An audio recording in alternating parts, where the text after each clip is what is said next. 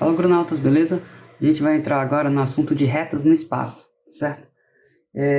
Nós demos um estudo sobre o que eram vetores.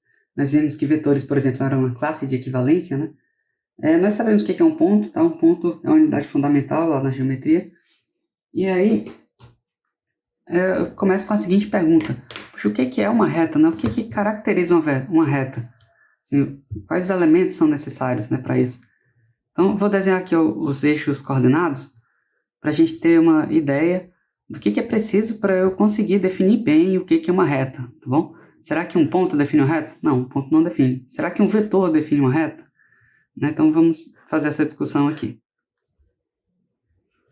Certo? Então, aqui eu estou pegando os eixos coordenados, no caso y, z, x, e aí, poxa, a gente sabe que um ponto qualquer, ele não determina uma reta, tá? Isso a gente já sabe.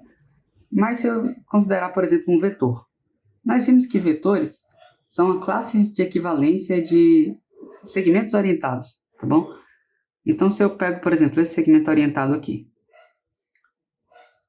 certo? Esse segmento orientado, o segmento orientado em si, ele é suficiente para determinar uma reta, que é a reta suporte dele, no caso seria essa aqui,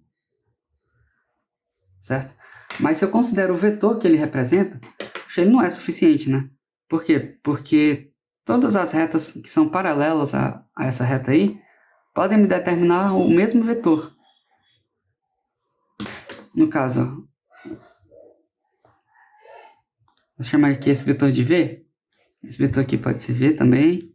Esse vetor bem aqui assim pode ser V também. E aqui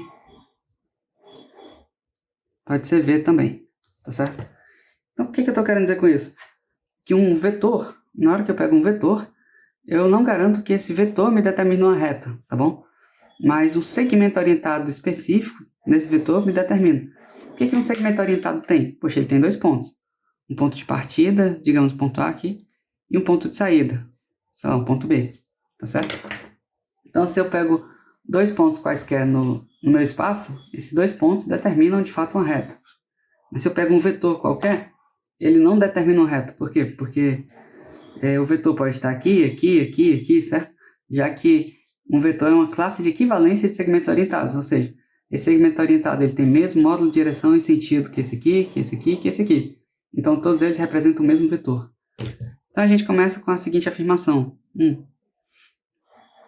Um vetor não determina uma reta.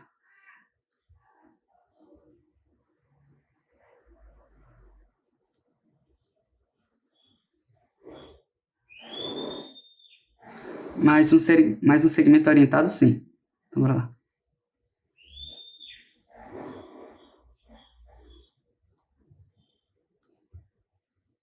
Um segmento orientado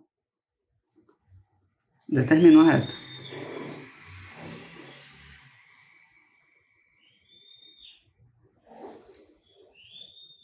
Que reta seria essa?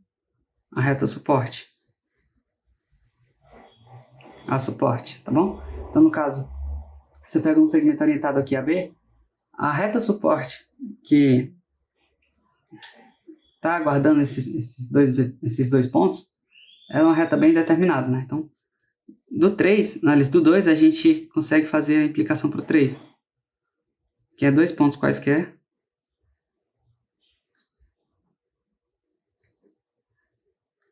Dois pontos no espaço. Determinam uma única reta.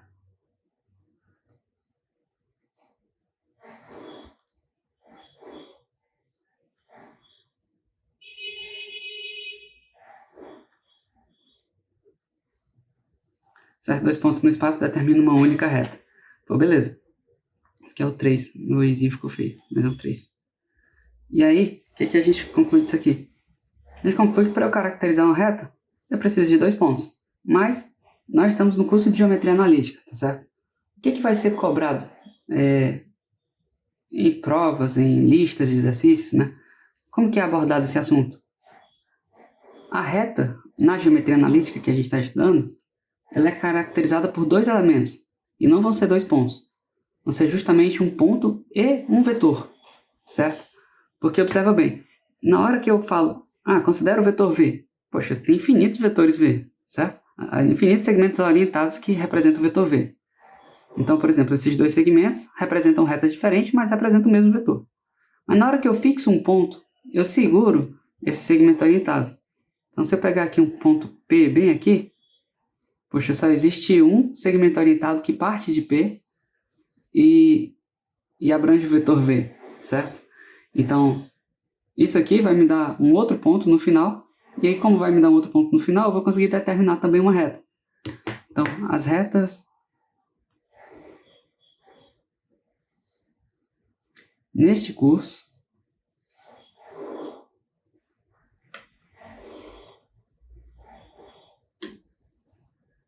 serão descritas pela soma de ponto com vetor.